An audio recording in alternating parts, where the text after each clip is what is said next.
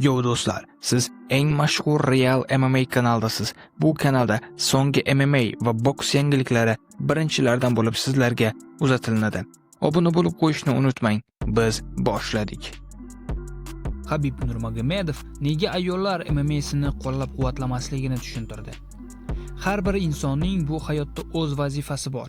Erkakning vazifasi farzand tarbiyalash, oila va yaqinlariga g'amxo'rlik qilish. Ammo katta mas'uliyatni o'z zimmasiga oladigan ayollar kam. Bu ular uchun juda qiyin. Bu bejiz emas. Alloh ayolni nozik, erkakni esa kuchli qilib yaratgan, ammo odamlar buni o'zgartirib hammasini aralashtirishmoqda. Menga erkaklarga xos ish bilan, ayol esa ayollarga xos ish bilan shug'ullangani yoqadi. Men o'ylayman, jangar ayollar kerak emas. Jang qilish faqat erkaklarga xos, deb aytib o'tdi Habib Nurmagomedov. Do'stlar, bu Habib Nurmagomedov fikriga siz o'z fikringizni yozib qoldiring. Nima deb o'ylaysiz? Rostdan ham MMA olamida, boksda ayollar jangini, ayol sportsmenlarni olib tashlash kerakmi? O'z fikringizni kommentariyaga albatta yozib qoldiring. Endi esa Alex Pereira UFC tarixidagi eng ko'p haq oladigan jangchiga aylandi. UFC bilan 8 ta jangni o'z ichiga olgan yangi uzoq muddatli shartnoma imzolagan Alex Pereira tashkilot tarixidagi eng katta kafolatlangan gonorar oladigan jangchiga aylandi. Manbalarga ko'ra, braziliyalik jangchining har bir jang uchun gonorari $10 million tashkil etadi.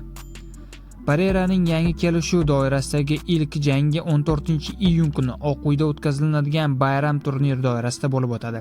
U ushbu jangda vaqtinchalik UFC og'ir vazn chempionlik kamari uchun fransiyalik Cyril Ganga qarshi oktagonga chiqadi va bu to'qnashuv turniri ikkinchi eng muhim jang bo'ladi.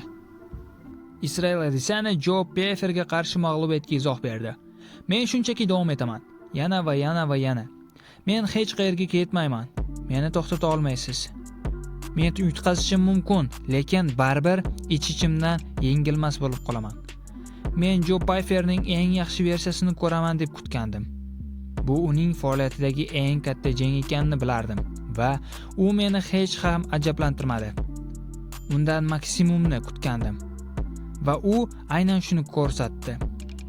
Bu jangdan oldin aytgandim. 13 oy o'tdi. Yana jang qilayotganimni his qilishni istardim va u menga aynan shuni berdi. Va men qaytaman, deb aytib o'tdi Israel Adesanya do'stlar. Rostdan ham do'stlar, Israel Adesanya juda ham zo'r jangchi edi.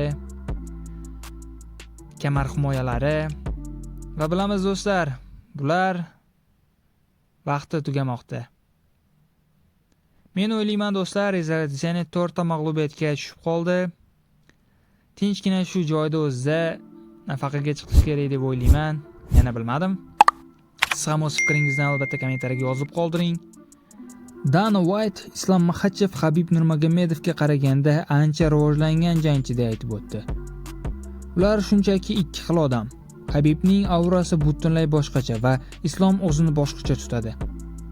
Mahorat jihatidan Islom ancha rivojlangan jangchi. Buni barchamiz bilamiz. U oyoqlarida juda kuchli va kurash va sambo bo'yicha sport ustasi.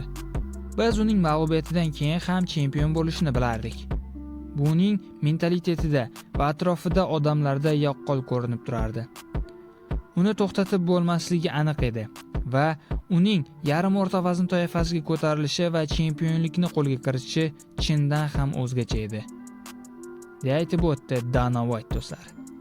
Dana White fikriga do'stlar, siz ham o'z fikringizni kommentariyaga yozib qoldiring. Qo'shimcha qilib, siz nima deb o'ylaysiz? Islom Makhachev zo'rmi, Habib Nurmagomedov? Men o'ylayman, Islom Makhachev shu darajaga chiqishi uchun Habib orqasida bo'lganligi uchun shu darajaga chiqdi va Habibning hissasi juda ham katta. Siz ham o'z fikringizni kommentariyaga yozib qoldiring. Ko'rishguncha do'stlar.